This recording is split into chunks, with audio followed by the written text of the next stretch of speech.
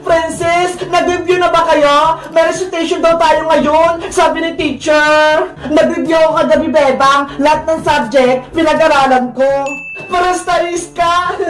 Ikaw, Princess, nag-review ka na ba? Nako, hindi na ako nag-review, no? Lahat ng pinag-aralan natin, nasa utak ko na. Kaya masasagot ko lahat ng tanong ni teacher. Talinuod ka na naman, Princess. Mamaya, hindi ka na naman makakasagot kay teacher. Hay, Bayang, nangingailam ka na naman. Usapan ng mga girls to, no?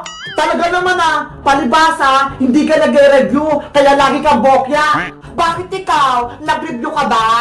Oo, kagabi pa. Huwag na kayong maingay, nandiyan na si teacher. Good morning, class! Good morning, teacher! Good morning, teacher! Okay, everybody, sit down!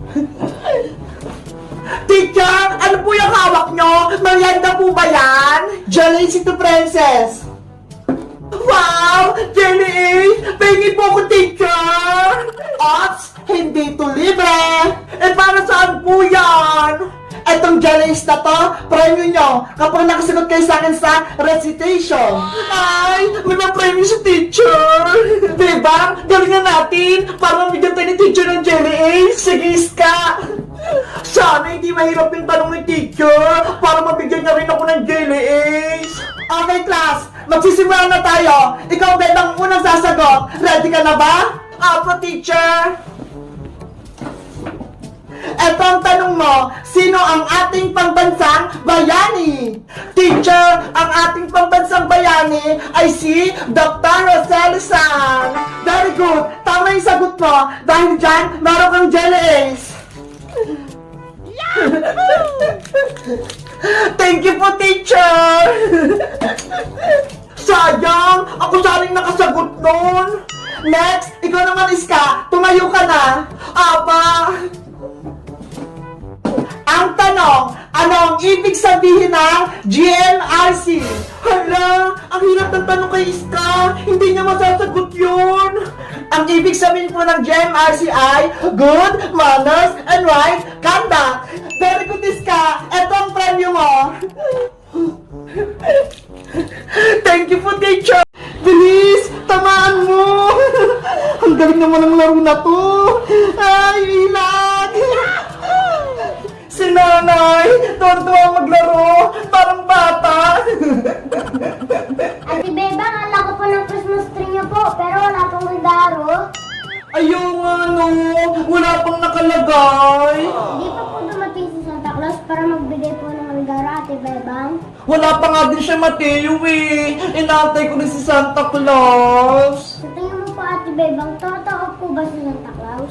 Oo naman, Mateo. Di ba? Siya nagbibigay ng regalo sa buong mundo. Eh, bakit yung nakaraang Pasko, wala po ako natanggap na regalo? May ribbon ako. Galing sa school. Binigay ni teacher. Ang galing-galing ko talaga. Hala, si Princess. May ribbon. Pero isa lang. Oo nga eh. Isa lang yung nakuha niya. May Bebang Iska, bakit niyo ako tinatawanan? Siguro wala kayong ribbon, no? Anong wala? Meron kaya, Princess? Ito, ho. Hala, ang dami naman yan, Bebang. Ito rin sa akin, Princess. Nakasabit. 4 lahat. Wow! Ang dami mo ting ribbon, Iska. Marami akong awards kasi ginalingan ko sa school. Si teacher nga eh. Binigyan pa ako ng medal tsaka certificate kasi high honor ako. Ako din, may certificate with high honor. Ay, nakakaingit naman kayo. Ang dami niyong nakuwang ribbon, pati certificate. Ako isa lang. Panigurado matutuwa sa akin si nanay. Marami akong ribbon, tapos may medal pa. Bebang, pwede ko bang makita yung ribbon mo, tsaka medal mo? Titignan ko lang. Okay, wait lang, tatanggalin ka. May naisip ako. Eto, Princess, ah. Wow! Ang dami!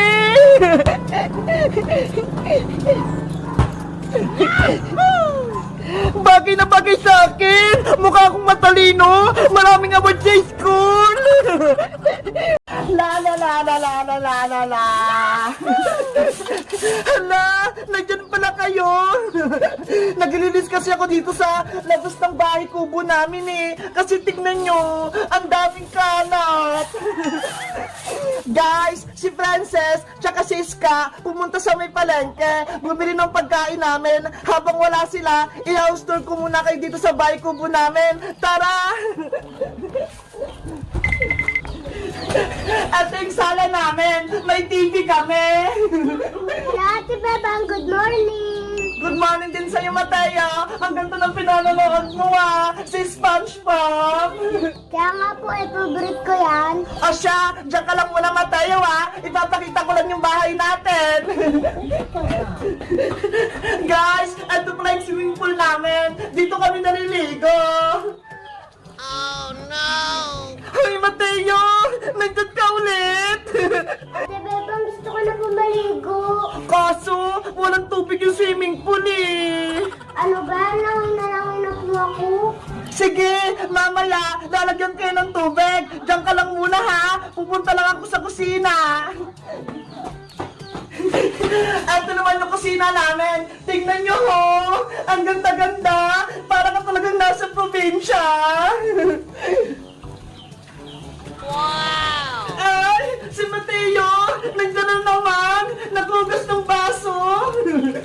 Ate Bebang, ako na po yung maghugas sa pinag-inuman po natin ng gatas. Okay, galing mo maghugas Opo, hugasan ko po ito ng mabuti. Ang sipag-sipag talaga ni Mateo. Sige, diyan ka lang muna ha. Akit lang ako dun sa may taas. Ito pala yung hagdan namin. Tignan nyo, ang ganda. Gawa siya sa kahoy. Nakakapagod. Ang taas. Kapag akit nyo dito, may kita nyo agad to ho. Ang daming puno. Tapos dun ho, ang ganda may mga bundok. Tara, pumasok na tayo sa unang kwarto. Ito yung kwarto ni Mateo. Tignan nyo. What?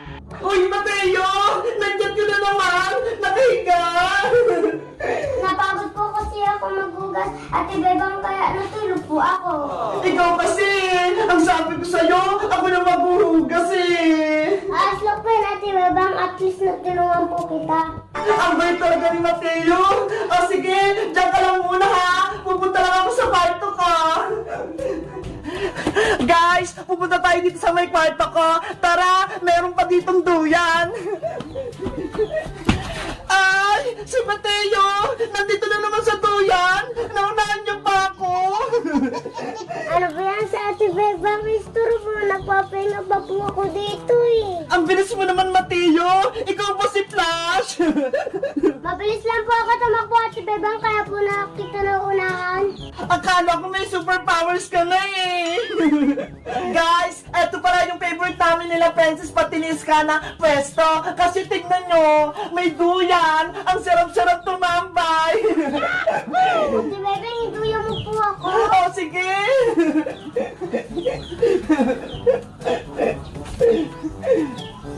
Huwag mo pala kasi na Ate Bebang, nahihilo po ako. Okay, konti-konti lang! Start na po, Ate Bebang, baka ako po mahulog. Hindi naman eh! Sige na po, Ate Bebang, ituloy mo na po yung holster mo. Dito na lang po ako sa may duyan. Guys, gusto niyo na pang makita yung kwarto ko?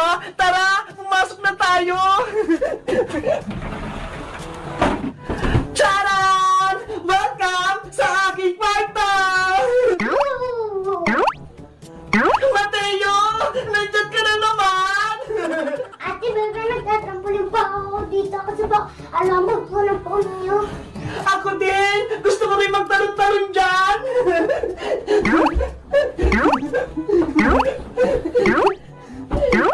Hala, Mateo! Mag-iingat ka!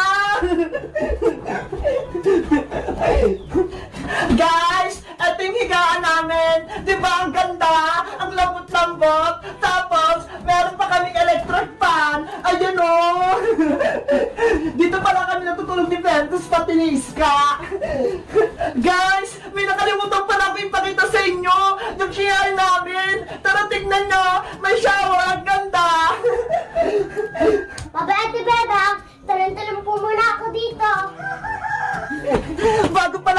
pa, magduduyan-duyan muna ako dito kasi gusto ko to eh.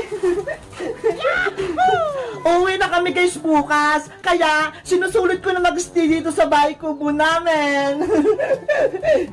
Pasensya na kung hindi kami nakaka-upload ng video kasi nasa bakasyonan kami nagpapahinga. Hayaan nyo, sa mga susunod na araw, kapag uwi namin, mag-video na ulit kami. Ang saya talaga dito, ang lamig-lamig, tapos may hangin pa. Tara na guys, pupunta na tayo sa may CR.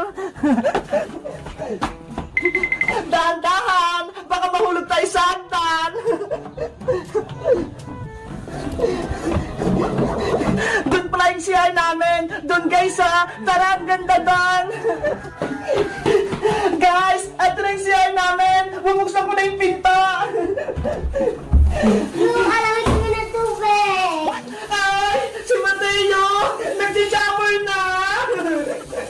Ate Beba, agad ako na siya may shower at ang sarap po pumaligo. Guys, sabi ko sa inyo maganda yung CR namin. Tignan niyo pa yung bubong, maliwanag.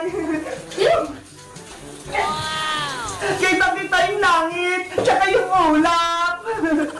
Ate Beba, tara na po, maligo ka na din po. Mamaya na lang, Mateo. Tatapusin ko lang yung house tour ko. Okay po, kasi naglalak po yung kito, para maligo na po ako. Si Mateo, maarte na. Sige na nga, isasara ko na.